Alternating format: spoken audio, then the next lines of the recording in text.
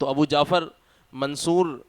مسجد نبوی میں حضرت امام مالک کے سامنے آیا اور ایک مسئلہ پوچھتے ہوئے گفتگو کرنے لگا. تو جب مسئلہ پوچھتے ہوئے گفتگو کرنے لگا تو بادشاہ وقت ہے ابو جعفر، اس کی آواز ہو گئی بلند. جب اس کی آواز بلند ہو گئی تو امام مالک نے اس کو اسی وقت ٹوک دیا. فرمایا کہ خبردار اپنی آواز کو دھیما کرو، تم کسی عام جگہ پر نہیں ہو بلکہ امام الانبیاء کے دربار میں موجود ہو. امام الانبیاء کی مجلس اور امام الانبیاء کا جو مبارک مزار ہے، جو آپ کی مسجد ہے، اس مسجد میں موجود ہو، لہذا اپنی آواز کو پست رکھو، اپنی آواز کو دھیما کرو. جب یہ بات ابو جعفر نے سنی تو اس پر سکتہ طاری ہو گیا، وہ خاموش ہو گیا کہ واقعی مجھ سے کتنی بڑی جرت ہو گئی کہ میں مسجد نبوی کے اندر چیخ رہا ہوں، چلا رہا ہوں، زور زور سے بات کر رہا ہوں، اگرچہ وہ مسئلہ ہی پوچھ رہا ہوں مگر تیز آواز سے پوچھ رہا ہوں جو کہ بالکل بھی بارگاہ نبوی کے مطابق تو ہے نہیں. تو لہذا اس پر ایک دم سے سکتہ طاری ہو گیا، خاموش ہو گیا اور قبلہ رو ہو کر آپ کی طرف جو ہے نا متوجہ ہوا امام مالک کی طرف. امام مالک سے کہنے لگا کہ سرکار، امام مالک یہ ارشاد فرمائے کہ میں اب اپنے گناہ کی معافی چاہتا ہوں اور میں توبہ کرنا چاہتا ہوں اور میں دعا کرنا چاہتا ہوں. مجھے بتائیے کہ قبلہ رو ہو کر دعا کروں یا رسول اللہ کی طرف ہی رخ رہنے دوں اپنا؟ سنہری جالیوں کے سامنے وہاں پر حضور کے مبارک قدموں کی طرف اس کا رخ تھا. تو فرمایا یہ بتائیے کہ میں اپنا رخ قبلے کی طرف موڑ دوں دعا کے لیے یا جس طرح حضور کے قدموں کی طرف میرا چہرہ ہے ویسے ہی رہنے دوں؟ اس پر امام مالک رضی اللہ تعالی عنہ نے جو جواب دیا وہی جواب میرے اور آپ کے لیے ہے، وہی جواب ہمارا اور آپ کا عقیدہ اور آپ کا ہمارا نظریہ ہے، ہمارا اور آپ کا خیال اور ہمارا اور آپ کا یقین اور آپ کے ہماری سوچ بھی یہی ہونی چاہیے. امام مالک نے فرمایا کہ تو حضور اکرم صلی اللہ علیہ وسلم ہے نا، اور اب دعا کی باری آئی تو تو اس طرف منہ کر رہا ہے. فرمایا تو حضور کی بارگاہ سے اپنا چہرہ پھیر کیسے سکتا ہے، حالانکہ قیامت کے دن اللہ کی بارگاہ میں تیرے جد اور تیرے جد کریم،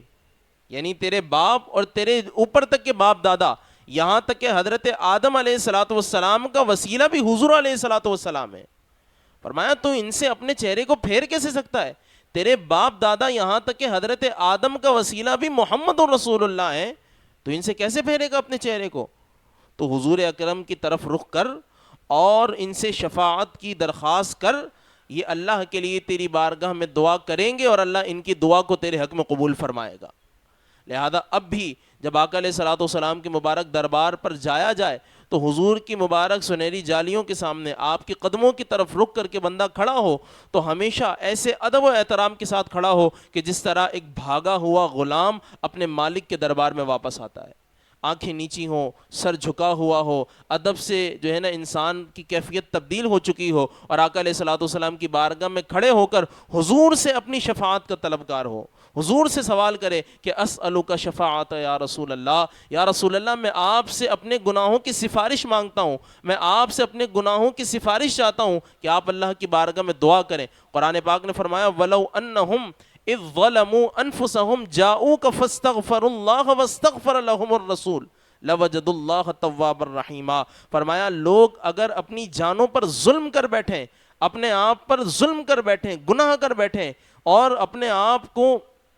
گناہوں کے دلدل میں پھنسا بیٹھیں، تو فرمایا ان کے لیے لازم ہے کہ یہ آپ کے دربار میں آئیں، آپ کی مجلس میں آئیں، آپ کے پاس آئیں، آپ کے قدموں میں آئیں اور آپ کے قدموں میں آ کر اللہ سے دعا کریں،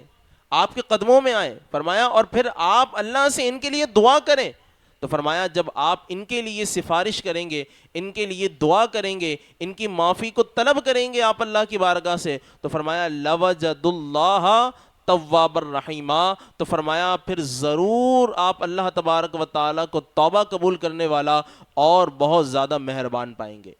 تو ابو جعفر نے کہا کہ خبردار حضور کی بارگاہ سے اپنے چہرے کو پھیرنے کی ضرورت نہیں ہے، بلکہ یہ تو تیرے اور تیرے باپ حضرت آدم علیہ الصلوۃ والسلام دونوں کے لیے شفیع ہیں، دونوں کے لیے وسیلہ ہیں.